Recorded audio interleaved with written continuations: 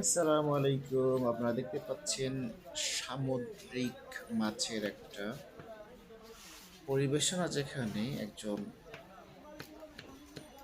প্রতিনিয়ত যারা বাজারে মাছ কাটে তিনি সামুদ্রিক মাছটি কিনে দিচ্ছেন নির্দিষ্ট কেজি প্রতি টাকা নিয়ে। এটা হচ্ছে এক ধরনের কোরাল রূপচাঁদা মাছ, যেটা গভীর সমুদ্র থেকে তুলে এনে আমাদের চট্টগ্রাম বন্দরের আশেপাশের বাজারে সেল হচ্ছে। এবং মাছটি খেতে অত্যন্ত সুস্বাদু এবং অনেক চওড়া একটি মাছ, রূপচাঁদা মাছের এক ধরনের শ্রেণী।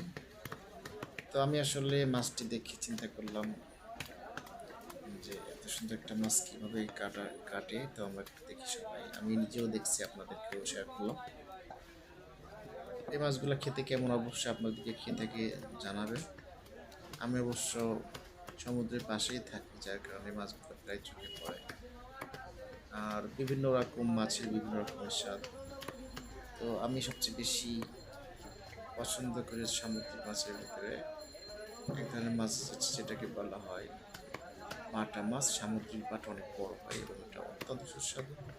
তবে এটার তেল অনেক বেশি, যে তেলটা দিয়েই মূলত মাছটাকে রান্না করা যায়, এক্সট্রা কোনো তেলের প্রয়োজন হয় না।